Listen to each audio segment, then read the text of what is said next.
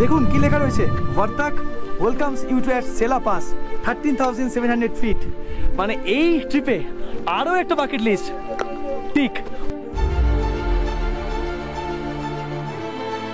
চারিদিকে বড় বড় পাহাড়, মাঝখানে ছোট্ট সুন্দর একটা ভ্যালি, আর আমার ঠিক পিছনে রয়েছে নাম না জানা একটা নদী। সেখানে বসে আমি এখন একটা প্রাইসলেস মোমেন্ট এনজয় করছি। আমাদের অরুণাচল প্রদেশ ভ্রমণের তৃতীয় পর্বে আপনাদের সকলকে স্বাগত জানাচ্ছি। আজ অরুণাচলের দিরাং থেকে আমরা রওনা দিচ্ছি তাওয়াংয়ের জন্য। তবে তার পথেই আমরা দেখে নেব অরুণাচলের মিনি কাশ্মীর, শান্তি ভ্যালি। এমনকি এই দীর্ঘ যাত্রাপথে কখনো নীল আকাশ কিংবা রৌদ্রোজ্জ্বল আবহাওয়া, কিংবা কখনো কালো মেঘের আনাগোনার সাথে সুন্দর ভয়ঙ্কর তুষারপাত সবই থাকবে। কখনো পথে গাড়ি দাঁড় করিয়ে আমরা দেখে নেব ঐতিহাসিক সেলা লেক সহ সেলা পাস এবং বিখ্যাত সেলা টানেলও, কিংবা কখনো ঘুরে দেখে নেব ভারতের যুদ্ধের ইতিহাসের সেই বিখ্যাত যশবন্তগড় ওয়ার মেমোরিয়াল। यहाँ तक चाइना पहुंच गया था, उनको ऑर्डर भी मिले थे कि ये विड्रॉ कर ले, पीछे हट जाए, बट ये यहीं पर लड़े थे आखिरी सांस तक। इनको इसलिए बोला गया था कि चाइना बहुत भारी तादाद में आया था, 80,000 के करीब चाइनीज सोल्जर आए थे और इन्होंने मोर देन 300 चाइनीज सोल्जरों को मार गिराया था। আশা করছি আমাদের আজকের অরুণাচল ভ্রমণের পর্বটি আপনার আগামী দিনের ভ্রমণে অনেক বেশি সাহায্য করবে। তাই ভালো লাগলে অবশ্যই লাইক করে এবং চ্যানেলে নতুন হলে সাবস্ক্রাইব করে পাশে থাকার সাদর আমন্ত্রণ জানাচ্ছি। এর সাথেই ধন্যবাদ জানিয়ে রাখছি আমাদের এবারে অরুণাচল ভ্রমণের travel partner Sarkar tour and ট্রাভেলসকে।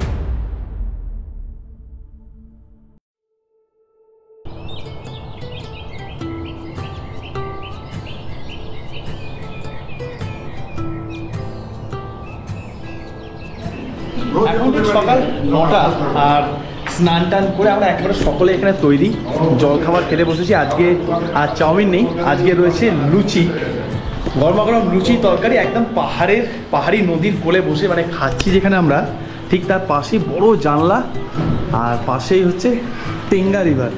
একটু আগে আমরা ওই অংশে গিয়েছিলাম। তো ব্রেকফাস্টের পর্ব মিটিয়ে আমরা এখান থেকে রওনা দেবো হচ্ছে শান্তি ভ্যালির জন্য। তার ওখান থেকে ঘুরে টুরে সমস্ত কিছু দেখে রওনা দেবো তাওয়াংয়ের উদ্দেশ্যে। সকাল তখন প্রায় 10টা। সকলে একেবারে তৈরি হয়ে আমরা এখন রওনা দিলাম তাওয়াংয়ের জন্য। তবে তাওয়াংয়ে পৌঁছানোর আগে আমরা এখন চলেছি এই অরুণাচল প্রদেশের মিনি কাশ্মীরকে ঘুরে দেখতে। আমরা এখন যাচ্ছি দিরাংয়ের শান্তি ভ্যালি দেখতে।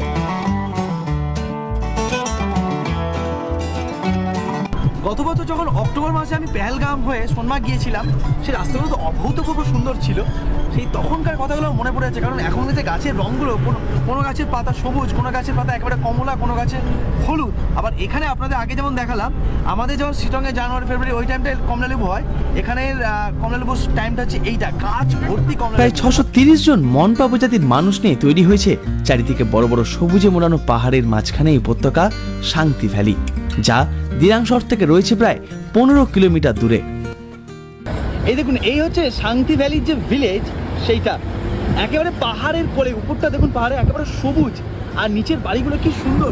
প্রত্যেকটা বাড়ি একই ধাঁচে, উপরে মানে যে ছাদটা সেটা টিনের, আর সুন্দর বুদ্ধিস্ট ফ্ল্যাগ তো রয়েছেই, সঙ্গে রয়েছে প্রচুর আপেল গাছ। এখানে যে এত আপেল গাছ পাবো দেখতে, তা কিন্তু ভাবিনি। বছরে যে সময় যান না কেন আপনাকে মুগ্ধ করতে বাধ্য এই সুন্দর উপত্যকা। কখনো মনে হতেই পারে আপনি যেন পৌঁছে গিয়েছেন কাশ্মীরের বেতাব ভ্যালি কিংবা পেহেলগামের কোনো উপত্যকায়। আমরা এখন রয়েছি একেবারে অরুণাচল প্রদেশের মিনি কাশ্মীরে। এর নাম শান্তি ভ্যালি। দিরাং থেকে মাত্র কিলোমিটার 15-এর মধ্যেই এই দারুণ সুন্দর ভ্যালি আপনাকে মুগ্ধ করতে বাধ্য। আপনি যে সিজনেই আসুন, জুন জুলাই আসলেই পুরো ভ্যালি একেবারে গোলাপি ফুলে ঢাকা থাকে। পেহেলগামের বেতাব ভ্যালির মতন দারুণ সুন্দর মাঝখান দিয়ে একটা নদী বয়ে যাচ্ছে, আর চারিদিকে বড় বড় সব পাহাড়, আর এইদিকে হয়ে রয়েছে কমলা লেবু। দারুণ লাগছে, বিশ্বাস করুন, দুর্ধর্ষ।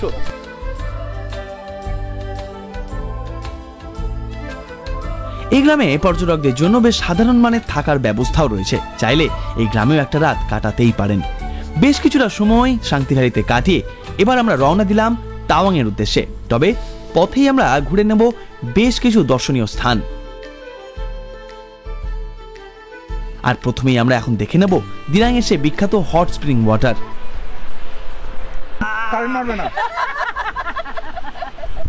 অবস্থা বুঝুন, আমরা এখন নিচে নামছি। কোথায় আছি আমরা? হট স্প্রিং না? হট স্প্রিং দেখতে যাচ্ছি। তো এখানে ন্যাচারালি একটা গাছ ভেঙে পড়েছে, এটা কিন্তু কোনো ইয়ে নয়, আমাদের মহিলা টিমকে দেখুন, এনারা আছে যে গন্ধ পরপর যেমন তুলে ধরেছিল। হ্যাঁ মানে এইটুকুই যথেষ্ট এই গাছটাকে তুলে ধরার জন্য। তবে অনেকটা নিচে নামতে হচ্ছে, যাদের একটু হাঁটুর প্রবলেম তারা নাও আসতে পারেন, বাট গিয়ে দেখি কি রয়েছে।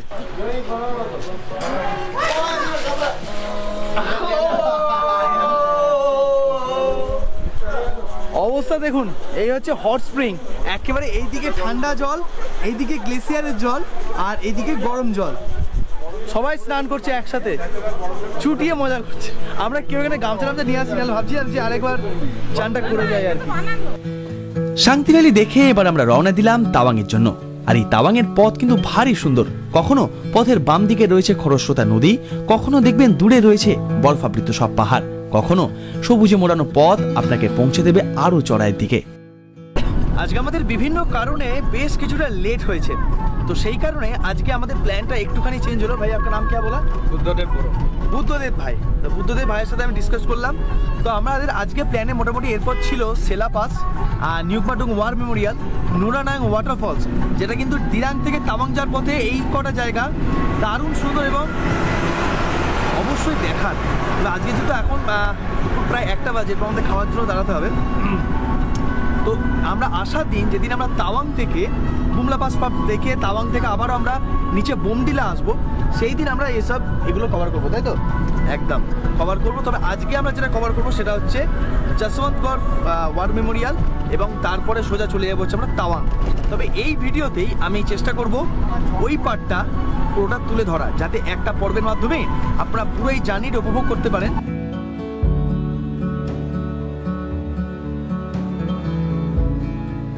এই জায়গার নাম বৈশাখী। এখান থেকে তাওয়াংয়ের দূরত্ব প্রায় 95 কিলোমিটার। আর এতক্ষণে আকাশ বেশ কিছুটা পরিষ্কার হয়েছে, দেখা দিয়েছে নীল আকাশের মাঝে দুপুরের রোদ্দুরের। আর এতক্ষণে দূরের ওই সুউচ্চ পাহাড়ের চূড়াগুলোতে দেখা দিতে শুরু করেছে বরফ। ভাবুন প্রকৃতির কি খেলা, 1 সপ্তাহ আগে বৈশাখী না, এই বৈশাখী এই অঞ্চলটা পুরোটা বরফে ঢাকা ছিল, পুরো সাদা হয়েছিল। कैसा लग रहा था तभी? तब बड़ा बढ़िया लग रहा था। अरे এখন मजा था ना? उस टाइम का साइड थोड़ा अलग था। अभी का तो हम लोग को बर्फ मिलेगा इस ट्रिप में? अभी इस ट्रिप में शायद आप लोग को बुमला में मिल सकता है, लेकिन यहाँ पे नहीं, यहाँ पे तो नहीं है। এখন পুরোই শুকনো, পুরো পাথরের মানে চারদিকে খয়েরি পাথর বেরিয়ে রয়েছে আর সবুজ গাছ। এতটা রোদের তাপ না, আমি দেখাই ওইদিকে পাহাড়গুলো, জানি না কতটা বুঝতে পারছেন, ওইদিকের পাহাড়গুলোতে এখনো উপরে বরফ রয়েছে, তবে সেগুলো কিন্তু মেল্ট হওয়া শুরু হয়ে গেছে, এত রোদের উপরে তাপ। তাওয়াং যাওয়ার পথে আমাদের এবারের গন্তব্য বিখ্যাত সেলা টানেল, যা কিনা তৈরি হয়েছে সমুদ্র পৃষ্ঠ থেকে প্রায় 9800 ফুট কিংবা 3000 মিটার উচ্চতায়, যেটা সারা বছরই সমস্ত রকম ওয়েদারেই যুক্ত করবে গুয়াহাটির আসামের সঙ্গে অরুণাচল প্রদেশের তাওয়াংকে। আর এই সূত্রে বলে রাখি, এটাই নাকি পৃথিবীর লংগেস্ট বাই লেন টানেল, যা উদ্বোধন করেছেন ভারতের প্রধানমন্ত্রী মাননীয় নরেন্দ্র মোদী 2024 সালের 9 মার্চ। সত্যি এই যেন এক ভারতীয়দের কাছে গর্বের বিষয়। আমরা এখানে সেলা টানেল পার করলাম, তবে এখানে ভারতীয় আর্মিকে যেমন স্যালুট জানানো উচিত, বিআরওর প্রত্যেকটা শ্রমিক যারা কাজ করছে প্রত্যেক দিন আমাদের জন্য, সৈনিকদের জন্য, যাতে রাস্তা আরও ভালো হয়। এখানে বেশ কিছু দাদা রয়েছে, তারা অনেকেই আবার বাংলা থেকে, কেউ হাওড়া থেকে, কে হাওড়া থেকে হাত তোলো আগে দেখি। আচ্ছা, এই দুজন হাওড়া থেকে, আর বাকিরা কোথা থেকে? আচ্ছা যাক, তোমরা এখানে কতদিন আছে এই জায়গায়? আমাদের হয়ে গেল 7 মাস। 7 মাস। আমাদের কাজ চলছে 4.5 বছর ধরে। 4.5 বছর ধরে। 13,800 ফিট যেটা শিলা টানেল আছে, শিলালেক, ওই শিলালেকের মধ্যে একবার আর্মিদের একটা আপনার হেলিকপ্টার ও ইমার্জেন্সি ল্যান্ডিং করার জন্য ওখানে ল্যান্ডিং করেছে। ও দেখে ভেবেছে ওখানটা সমতল জায়গা। আচ্ছা, তো ল্যান্ডিং করেছে, ও একদম নিচে চলে গেছে। এখনো পর্যন্ত হেলিকপ্টারটার পাওয়া যায়, ওর ভেতরে একটা হেলিকপ্টার আছে। সারা বছর এখানে বরফ থাকে না এই দিকটা? ওই টানেলটা ওই লেকটার মধ্যে সারা বছর। আর ওখানে শিলা বলে যে ছিল, উনি ওখানে শিলার নুরা, শিলা হচ্ছে এখানে সুসাইড করেছিল, ওই জন্যই জসবন্ত সিং শহীদ হওয়ার পর।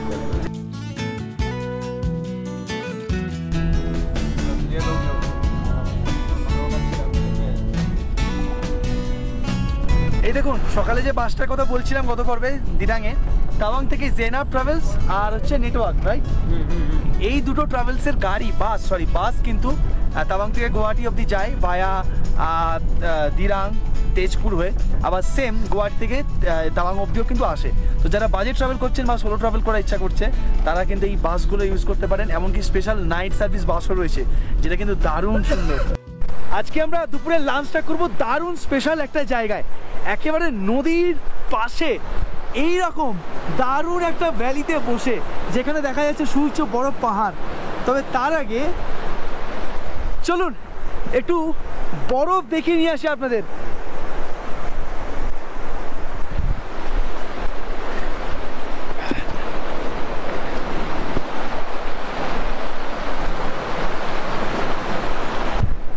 কেউ নেই চারিদিকে, দেখুন আমি একা।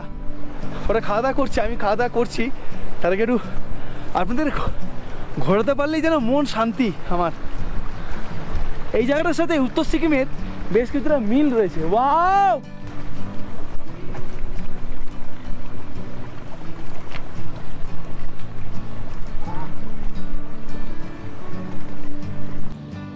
এই যে পাহাড়, এই যে দারুণ সুন্দর ভ্যালি, যেখানে আমার পিছনে এখন চারিদিকে কেউ কোথাও নেই, কিন্তু এই পাহাড়ে আসলে বুকটা না ভরে ওঠে আনন্দে। এই বরফ, এই পাহাড়, এই গাছ, এই আকাশ, এই মেঘ টানে আমাকে, বিশ্বাস করুন টানে। যখন অনেক দিন বাড়িতে বসে থাকি না, মনটা এখন কষ্ট করে যে কবে আবার পাহাড় যাব। যাক, মা বাবাকে এটুকুই বলবো যে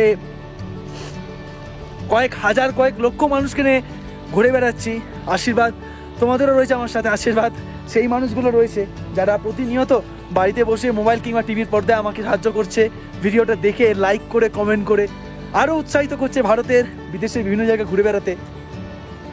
3, 2, 1। খাবার চলে এসছে আমার, খাবার নিয়ে চলে এসছে। হাতটা ধুতে হবে। হাত দেবো কিসে? নদীর জলে। এখানে জলটা ভালো।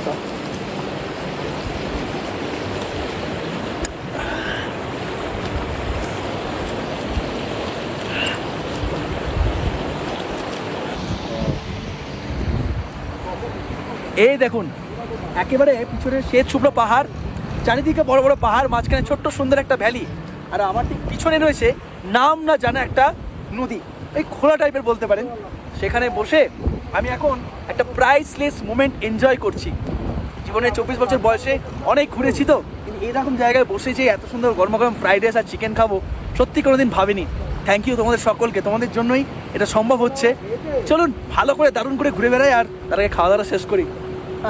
ভগবানের কাছে অনেক গ্রেটফুল আর তোমাদের কাছে অনেক থ্যাংক ইউ। খাওয়া দাওয়ার পর্ব মিটতেই আবহাওয়া যেন পাল্টে গেল একেবারে। যেখানে চারিদিকে একটু আগে ছিল রোদ সাথে নীল আকাশ, সেখানে এখন ঘন কালো মেঘের আনাগোনা, সাথে ঝিরিঝিরি বৃষ্টি, আর শুরু হলো তুষারপাত।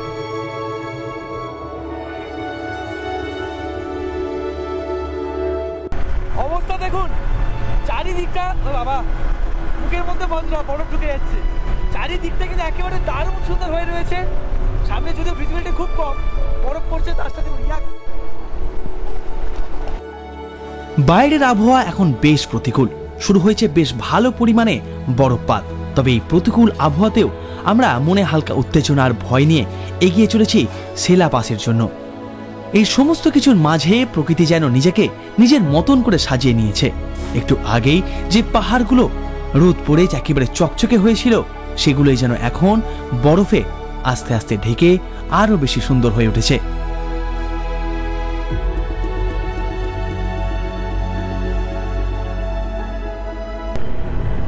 ওয়াও, বাঁ দিকটা পুরো যেন মায়া, কোনো একটা স্বপ্ন জড়িয়ে রয়েছে পাহাড়টাকে। দারুণ লাগছে ভাই, পুরো পাহাড়ের চারিদিকে বরফ, পাহাড়টা ঢাকা, আর তাকে ঢেকে রেখেছে মেঘ। देखा भाई, हम पहुंच पाएंगे सिलेबस? तो पहुंच तो पाएंगे ना। कितना टाइम लगेगा वहाँ पे पहुंचने के लिए? अभी 15 मिनट, 20 मिनट लगेगा। ठीक है, फिंगर क्रॉस्ड যেন সব ঠিকঠাক থাকে। ওয়াও, চারিদিকটা কি সুন্দর।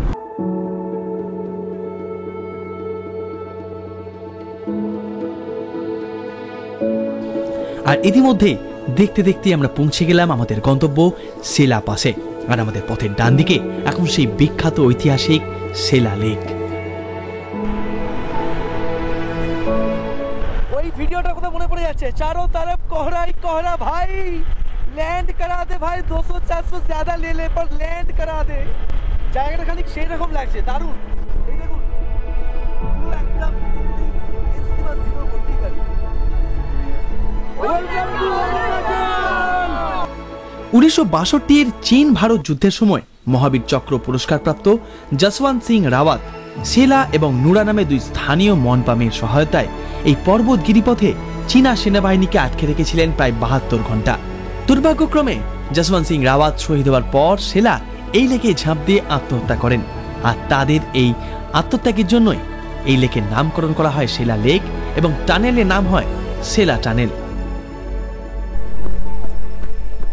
দেখুন কি লেখা রয়েছে, Vartak welcomes you to at Sela pass 13,700 fit.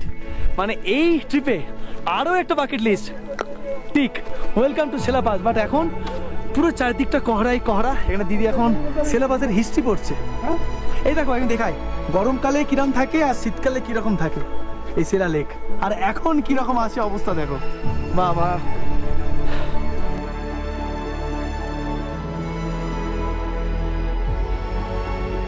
তবে দেখতে দেখতেই আবহাওয়া খারাপ হতে শুরু করেছে আরো অনেক।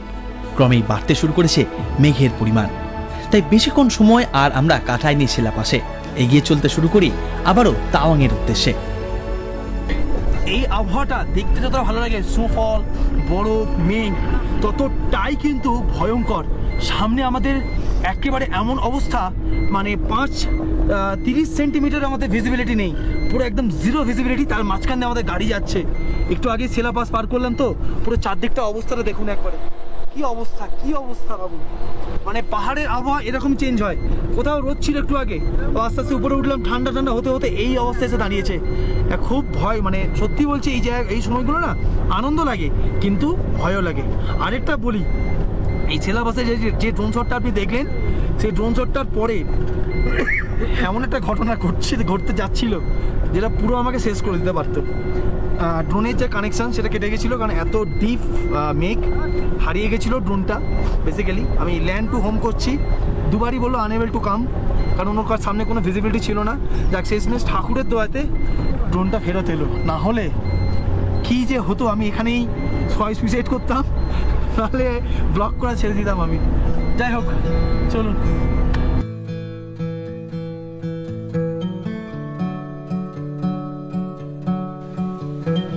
এরপর যতই আমরা তাওয়াংয়ের দিকে এগোতে থাকি, ধীরে ধীরে পরিষ্কার হতে শুরু করে আবহাওয়া।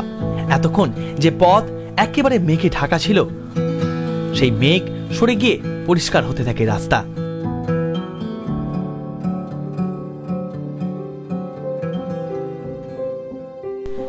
আমরা এখন পৌঁছে গেলাম আমাদের পরবর্তী গন্তব্য যশবন্ত সিং ওয়ার মেমোরিয়ালে। আমাদের ভারতীয়দের যদি মনে থাকে 1962 সেই ভারত চীন যুদ্ধের কথা, তাহলে যেন অবশ্যই মনে থাকে ভারতীয় সেনাবাহিনীর গারোয়াল রাইফেলসের রাইফেলম্যান যশবন্ত সিং রাওয়াতকে। দিনটা ছিল 17 নভেম্বর 1962। দুই স্থানীয় বালিকা সেলা নুরার সহায়তায় যিনি আটকে রেখেছিলেন প্রায় 300-রও বেশি চীনা সেনাকে। শত চেষ্টার পরও চীনা সেনাকে যিনি আটকে রেখেছিলেন দুই হাতে ভারতের ভূখণ্ড দখল করতে। आप आए हो जसवंतगढ़ वार मेमोरियल में आपका स्वागत करता हूँ।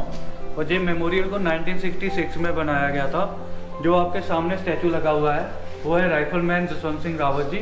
इनका स्टैचू यहाँ पर 15 अगस्त 1987 को स्थापित करवाया गया था। इधर इनका डिजिटल लेआउट किया गया है जो कि ओरिजिनल नहीं है।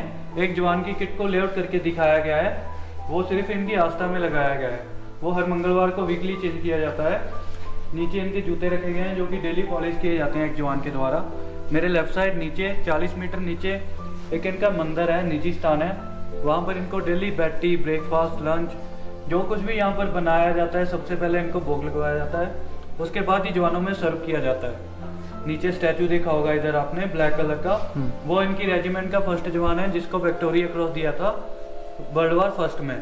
अभी मैं आपको यहाँ की महत्ता बताऊंगा। इस जगह की महत्ता ये है कि यहाँ तक चाइना पहुँच गया था। इनको ऑर्डर भी मिले थे कि ये विड्रॉल कर लें, पीछे हट जाएं, बट ये यहीं पर लड़े थे आखिरी सांस तक। इनको इसलिए बोला गया था कि चाइना बहुत भारी तादाद में आया था, 80,000 के करीब चाइनीज सोल्जर आए थे और इन्होंने मोर देन 300 चाइनीज सोल्जरों को मार के लाया था। तो ये कैसे पॉसिबल हो पाया था? हमारे पास तो इतने एडवांस वेपन नहीं थे और इक्विपमेंट इतना अच्छा नहीं था। तो ये फिजिकली गए थे। यहाँ से अगली पहाड़ी पर एक रेड कलर का फ्लैग लगाया हुआ है, वहाँ खड़ोगे आपको वहाँ से दिखेगा। वो ऊपर जाओगे तो अगली पहाड़ी पर रेड कलर का फ्लैग देखोगे, वहाँ पर चाइना बैठ गया था आके। वहाँ पर उन्होंने MMG फिट कर दी थी। MMG होती है मीडियम मशीन गन, उससे वो लगातार फायर कर रहे थे। तो ये फिजिकली गए थे, उनके ऊपर इन्होंने ग्रेनेड फेंका और ग्रेनेड के साथ उनको तबाह किया और उन्हीं की MMG के साथ इन्होंने 72 घंटे तक चाइना को रोके रखा था। और 72 घंटे के बाद ये शहीद हो गए थे और उनको पता नहीं चलने दिया था कि एक ही जवान पूरे चाइना के साथ लड़ रहा है। इनके साथ 2 लड़कियों ने हेल्प की थी, यहाँ की लोकल थी, सैला और नूरा। सैला के नाम पर सैला पास का नाम रखा हुआ है। सैला से लेके यहाँ तक इलाके को नूरा नाग का नाम दिया गया है। नीचे में जंग वाटरफॉल है, उसको भी नूरा पास का नाम दिया गया है। इनकी वीरता को देखते हुए सरकार ने इनको महावीर चक्र से सम्मानित किया था और तब से लेके अब तक जो भी टूरिस्ट या अधिकारी आते हैं इनको नमन करके ही आगे जाते हैं। थैंक यू, जय हिंद। যে নায়কেরা প্রতিদিন সীমান্তে আমাদের আগামী দিনের জন্য তাদের আজটা বলিদান দিচ্ছেন, আত্মত্যাগ করছেন, তাদের হয়তো আমরা কোনোদিন মনে রাখিনি, মনে রাখবও না। তবে এখন আমরা ঘুরে ঘুরে দেখছি যশবন্ত সিং ওয়ার মেমোরিয়াল। সাক্ষী থাকছি কত ইতিহাসের। যে গাছের গুঁড়ির সামনে শহীদ হয়েছিলেন রাইফেলম্যান যশবন্ত সিং, দেখলাম সেটা। ল্যান্স নায়ক ত্রিলোক সিং নেগি এবং রাইফেলম্যান গোপাল সিং হুসেন, তিনজনে যারা শেষ মুহূর্ত অবধি 300 জন সেনার সঙ্গে লড়াই করেছেন, তাদের এখানে মূর্তি রয়েছে। এমনকি রাইফেলম্যান যশবন্ত সিং রাওয়াতের 2018 সালে রিটায়ারমেন্টের সময় যে পোশাক, টুপি, বেল্ট, সেগুলো কিন্তু এখানে রাখা রয়েছে। এবং আপনাদের দেখায় তখন ভারতীয় সেনার কাছে কি বন্দুক ছিল 62 লড়াই। এই স্টেন গান, ভাবুন, এই স্টেন গান ভারতীয় সেনার কাছে, আর চাইনিজ আর্মিদের কাছে কি উন্নত মানের 7.62 AK-47। অনেক সুন্দর সুন্দর জায়গা দেখিয়েছি আপনাদের। চলুন আজ দেখায় ভারতীয় সেনার একটা বাংকার, ফ্রন্টিয়ার পোস্টের বাংকার কিরকম হয়। এখানে প্রচুর বাংকার রয়েছে যেগুলো 1962-তে ভারত চীন যুদ্ধের সময় ইউজ হয়েছে। তো এটা হচ্ছে বাংকার নাম্বার 7। চলুন আমরা ভেতরটা যাই। পুরোটা পাথরের এবং এন্ট্রি পয়েন্ট এই একটাই। আমরা ভেতরে যাই, দেখায়। আমি জানি না কতটা দেখতে পাচ্ছেন, কিন্তু বিশ্বাস করুন এইটুকু জায়গা প্রায় 3-4 জন সৈনিকের 3 মাসের সংসার। এইখানে কেবলমাত্র বাইরে দেখা যায় এই অংশ দিয়ে, তাও বাইরে ওরা পাহাড়ের ভিউ কিংবা বরফ পড়া এনজয় করে না। তাক করে থাকে বন্দুক যাতে সামনে থেকে শত্রুপক্ষের গুলি না ছুটে আসে।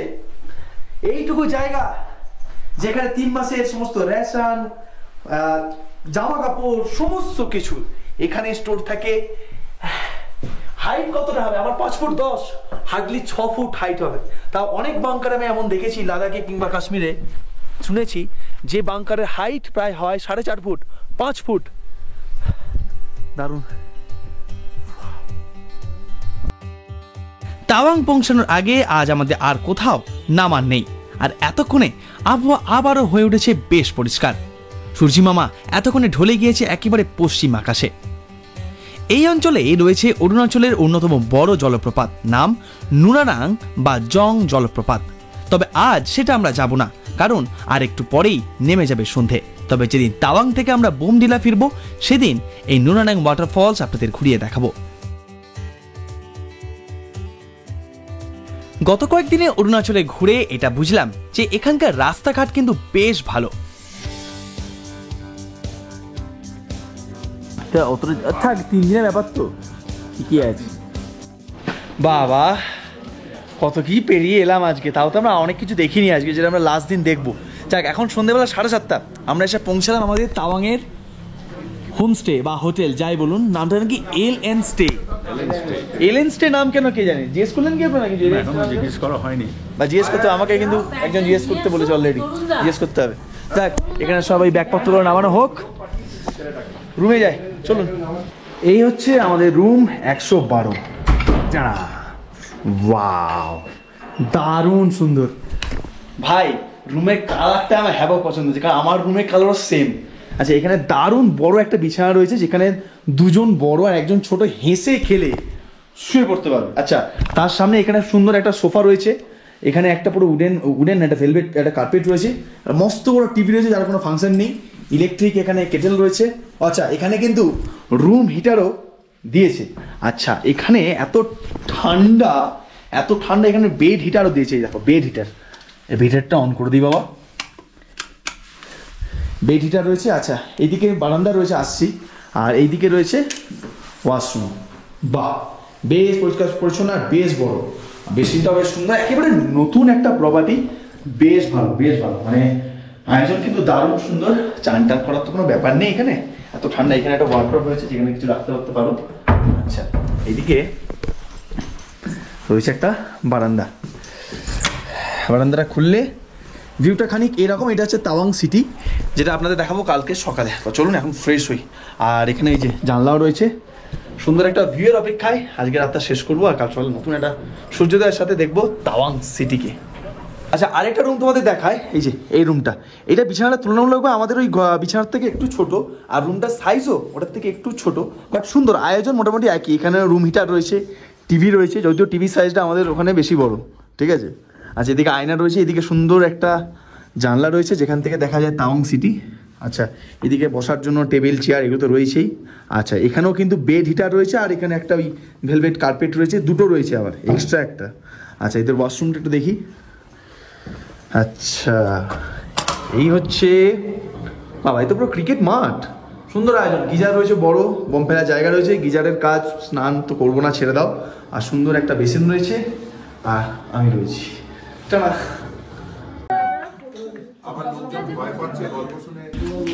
এখন রাত প্রায় 11টা বাজতে যাচ্ছে, আর এখানে ডিনার টেবিলে লম্বা করে আমাদের গোটা গ্রুপের প্রত্যেকে এখানে বসে এখন খাওয়া দাওয়া এনজয় করছে। খাওয়া দাওয়া কেমন? খুব ভালো হয়েছে। ব্যাস লেট হয়ে গেছে আজকেও। হ্যাঁ, বয়স হয়ে গেছে আজকে সবাই টায়ার তো হবেই, যা জানি। নুন ঝাড়তে তো এবার গিয়ে দেখি চিংড়ি মালাইকারিটা। এই যে এই হচ্ছে চিংড়ি মালাইকারি, ডাল, চাটনি, আলু চোখা, এই পাঁপড়, ভাত রয়েছে। চলুন শেষ করা যাক আজকের দিনটা খাওয়ার দিন। সেদিন রাতে চিংড়ির মালাইকারি দিয়ে জমজমাট করে সেরে ফেলেছিলাম আমরা রাতের ডিনারটা, আর এভাবেই শেষ হয়েছিল আমাদের আজকের দিন। আগামী 3 দিন আমরা থাকবো অরুণাচলের এই তাওয়াং শহরে, ঘুরে দেখব তাওয়াং এর মনেস্ট্রি সহ বুমলা পাস এবং ভুটানের একদম কাছের জেমিথাং সহ আরো নানান সব জায়গা। আর সেই সমস্ত গল্প নিয়ে ফিরছি আগামী পর্বে। আর যদি আমাদের অরুণাচল ভ্রমণের এই পর্বগুলি ভালো লেগে থাকে অবশ্যই লাইক করে এবং চ্যানেলে নতুন হলে সাবস্ক্রাইব করে পাশে থাকার সাদর আর্জি জানাচ্ছি। তাহলে চলুন দেখা হচ্ছে আগামী পর্বে তাওয়াং।